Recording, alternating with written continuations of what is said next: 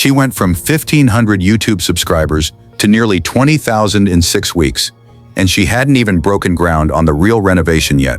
That woman is Emma Fretz, a 31-year-old social media manager from Southampton County, Virginia, who bought a crumbling 117-year-old general store with no construction experience and a channel most people would have abandoned years earlier. By the end of this video, you'll understand why the decision everyone around her quietly questioned turned out to be the one that finally made everything click. The story doesn't start with the building.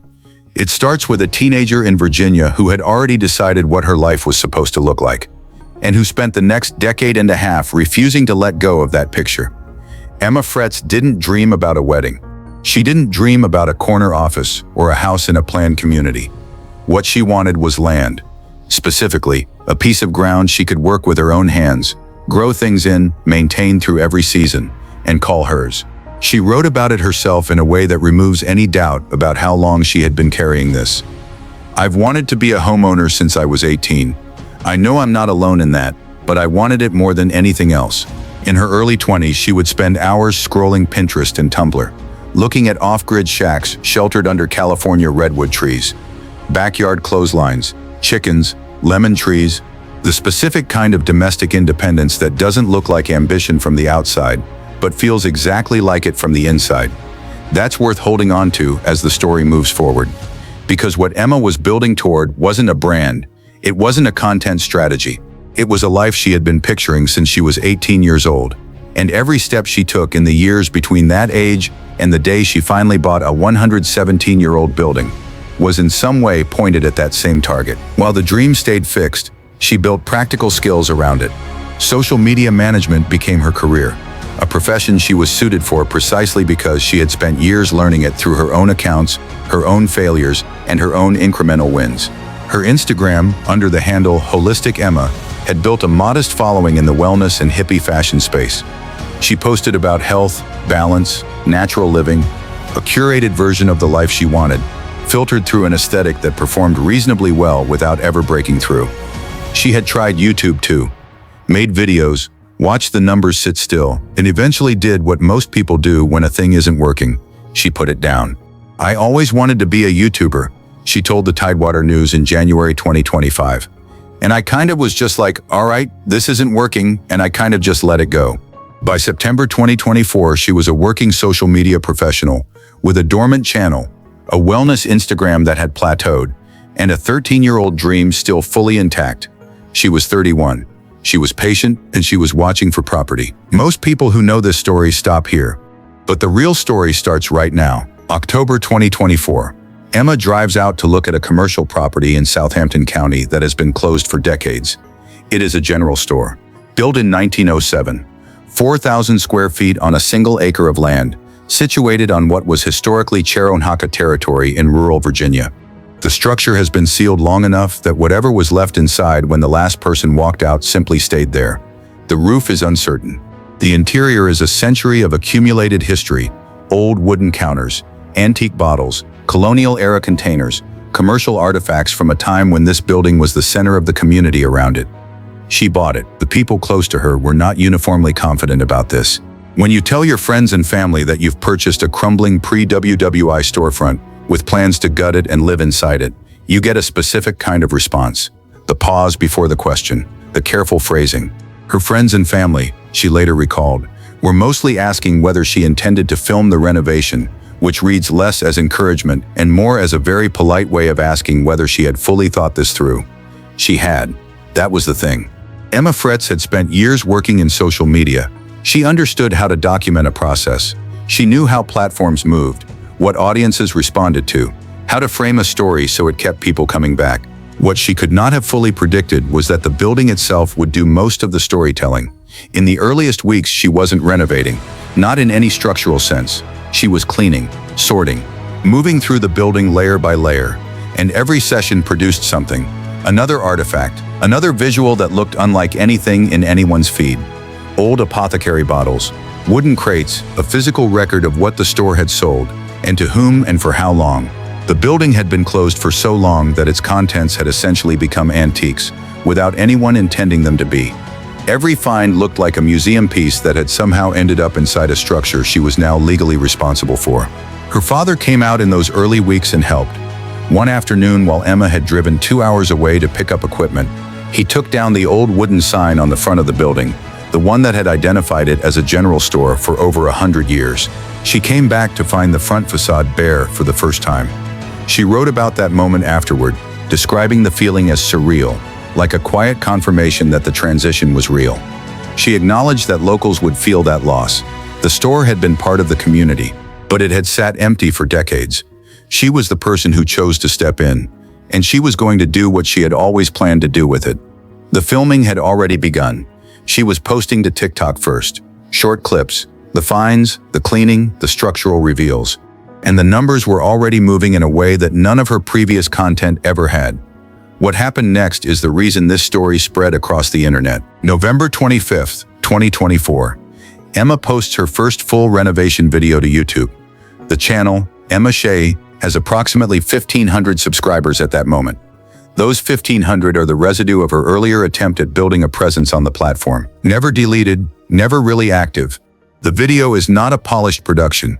There is no crew, no color-graded B-roll, no manufactured tension. It is Emma, alone in a very old building, narrating what she finds and what she intends to do with it, with music underneath and her own voice carrying the weight of the story. Around 20 minutes long. One camera, one person. By Christmas Eve, the channel had 8,300 subscribers. By January 14, 7 weeks after that first upload, it had reached 19,600. To understand why that pace is significant, consider what it normally takes to reach 10,000 subscribers on YouTube. The platform's own data has consistently shown that the majority of new channels never hit that number at all. Those that do typically grind for a year or more before crossing it. Emma's channel passed 10,000 in roughly a month. It doubled that inside 7 weeks. And it wasn't manufactured. That's the part that keeps coming up when you look at what she was posting. No trending audio, no algorithm-chasing format shifts, no drama thumbnails. Just a woman alone in a building that should have been torn down decades ago, doing something real with it and letting the camera watch. The TikTok numbers were moving just as fast. Her Holistic Emma account was approaching 49,000 followers by the second week of January 2025, up from a small base that had existed primarily around wellness content. Instagram, which had been her most consistent platform, was growing again too. In a span of 6 weeks, she had effectively rebuilt her entire online presence around a different kind of story entirely. I could post something and get 3,000 new followers on any platform on any given day, she told the Tidewater News. They're all growing. The reach was real. The local newspaper in Southampton County ran a profile on her. People from across the country were discovering her channel. A comment section that had been quiet for years was suddenly full of people asking what she found, what she planned to do with it, and whether the roof was going to hold. But here's the part that changes everything about what you just heard. Most of the new audience that found Emma in late 2024 and into 2025 knew nothing about where she came from online. They found her through a short clip of her pulling a 100-year-old bottle out of a dusty shelf, or through a time-lapse of her cleaning a room that hadn't been touched in decades. They came for the building. They stayed for her.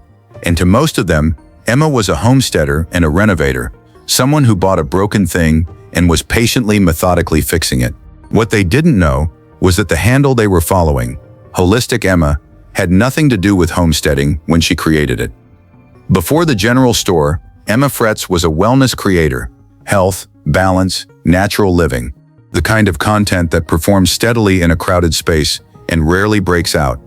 Her Instagram had been built on that foundation for years, and the name Holistic Emma was a direct reflection of it. She acknowledged this herself, writing plainly on her Substack, "Before I bought the general store, my content was all about health and wellness. After all, my Instagram username is Holistic Emma." The pivot was not subtle. She didn't gradually work homesteading content into a wellness feed. She bought a building in October and by November was posting full-length renovation videos. The wellness content didn't phase out. It simply stopped being what she made. The building replaced it entirely. This matters for a few reasons. The first is strategic. Emma was not working from a proven template when she made the shift. There was no data suggesting that a wellness creator pivoting to historical building renovation would hold her existing audience, let alone grow a larger one. She didn't have a renovation channel to study. She was the experiment. The second reason it matters is personal. The name Holistic Emma had represented a version of her online identity for years. She wasn't abandoning it, she was letting it mean something different. Health and balance and natural living weren't being left behind. They were just going to be expressed differently, through soil and timber and antique glass, rather than through supplements and morning routines. That tension between the identity she had built and the one she was growing into runs through everything she has written about the project. On Substack, in her newsletter called The Daffodil Post, she describes sitting at her desk and imagining what the finished homestead would look like. Horses running on the property, a greenhouse full of herbs, wildflowers drying in bundles. The vision was specific. It had been specific for a long time. What the general store gave her was not the dream. She'd had the dream since she was 18. What it gave her was finally the physical place where the dream could happen. And if you think that was surprising, stay with me, because this next part is why the whole story matters. There is a detail in Emma's story that most people who follow the channel don't talk about, but that she has mentioned openly. Her mother is gone.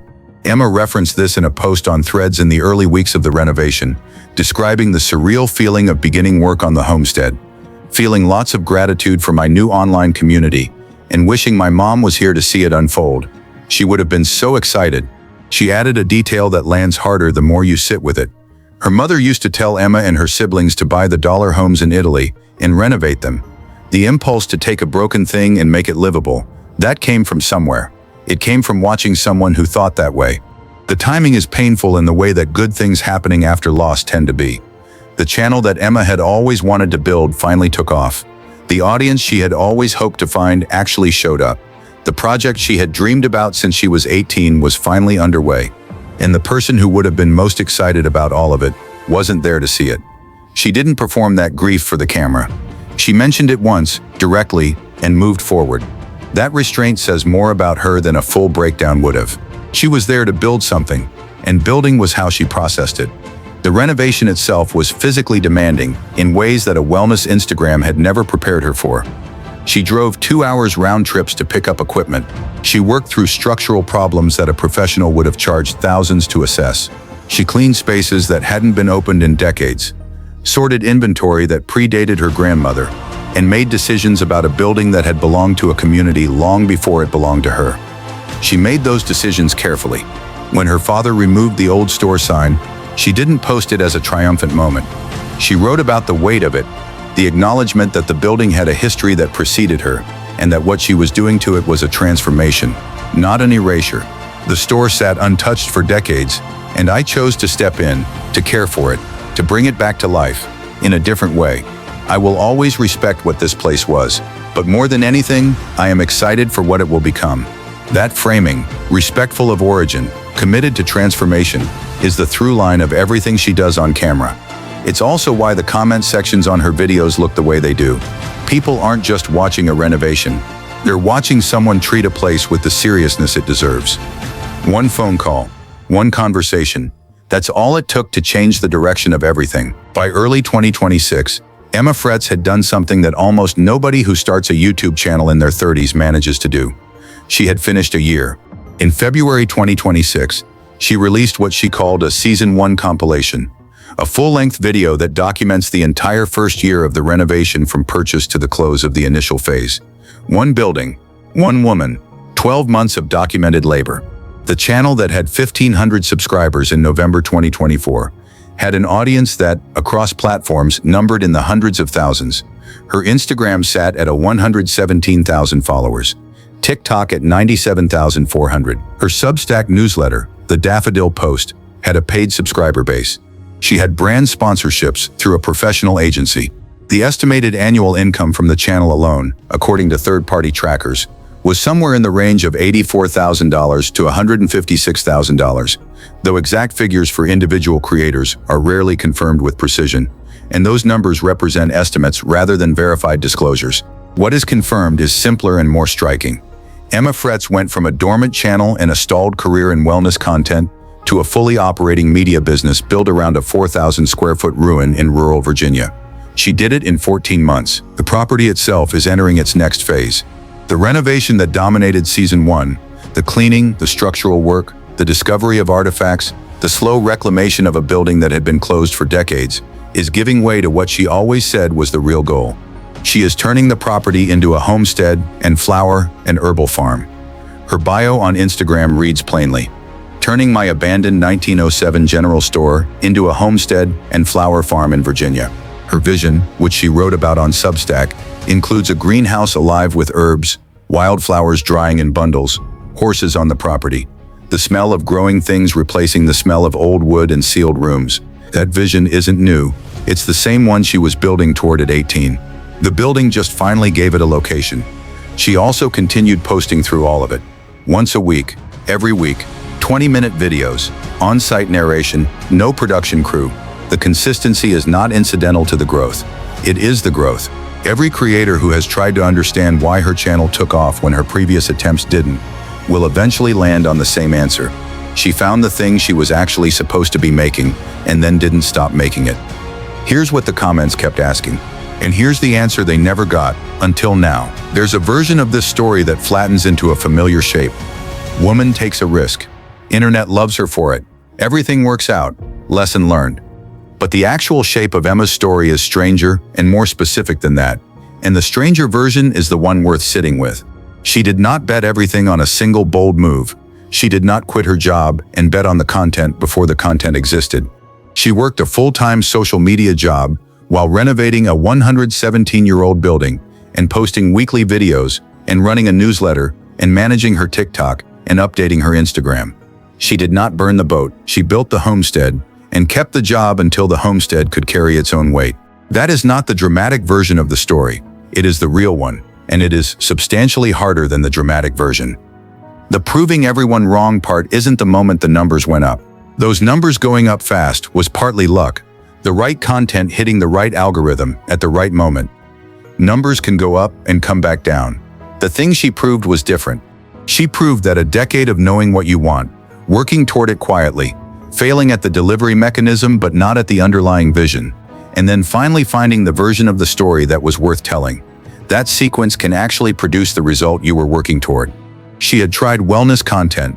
It worked fine. It never broke through, because it wasn't the story. The building was the story, and she found it at 31 with a working knowledge of social media, a father who would drive out to help remove a sign, a mother's voice in her memory telling her kids to buy the broken homes and fix them, and a century-old structure in Virginia that had been waiting, in its own way, for someone to decide it was worth saving. The audience that followed was responding to something real.